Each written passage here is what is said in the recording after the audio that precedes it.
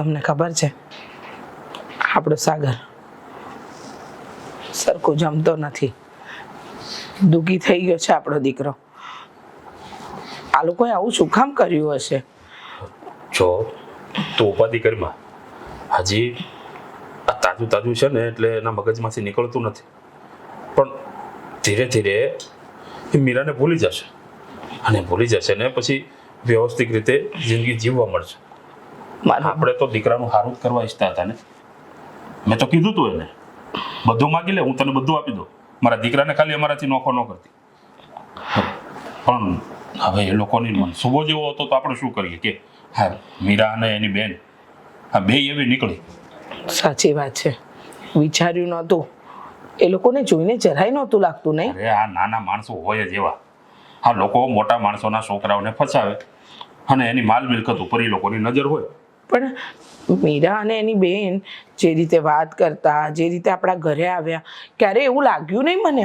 એવું પહેલેથી લાગી જાય તો તમે લગ્ન થોડા થવા દો?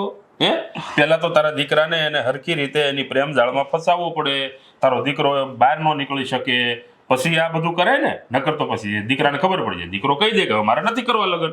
આવું બધું હોય, તને ન ખબર પડે આમાં. વાત તમારી સાચી, પણ સાવ આવું મને તો સમજાતું જ નથી. સાચું, મારાથી આપણા દીકરાની આવી હાલત નથી જોવાતી.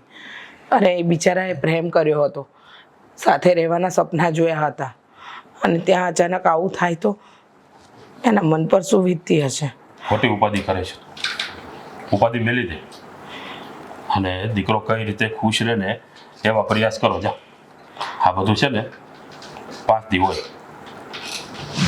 પણ આવું નહોતું કરવું જોઈતું આપણા દીકરા સાથે. અરે પણ મેં થોડું કર્યું છે.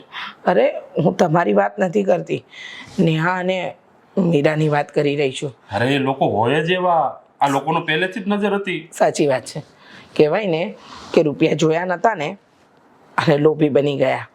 મારા દીકરાએ પ્રેમ કર્યો ને એનો ફાયદો ઉઠાવવા માંગતા હતા. પણ વાંધો નહીં, સમય છે ને બધાને જવાબ આપે. તું ઉપાધિ ન કરતી. હા છે ને સાગર માટે હું આમ ફર્સ્ટ ક્લાસ છોકરી ગોતી દઈ. મારા મનમાંથી તો હાય નીકળે છે કે જે વસ્તુ મારા દીકરા સાથે કરી છે ને એવી એની સાથે થાય. જે વ્યક્તિ મારા દીકરાનું ખોટું કરી રહી છે ને એને તો ભગવાન જોવે. અરે બોલાય, અરે મતલબ ગમે એવા હોય. શું કામ ના બોલાય? હા માણસ એ તો રઝળતો થાય, એ લોકો તો રસ્તે રઝળતા થાય. હું આવી બધું આ દેશો બિચારાને. બિચારાને મતલબ બિચારીઓને આવું ન બોલે. બિચારીઓ માણસ કહેવાય આપણે. હવે છે ને આપણા દીકરાને જમાડવાનું કરો. હા જા તું જા, એને થોડુંક સમજાવ ને હું આવું છું.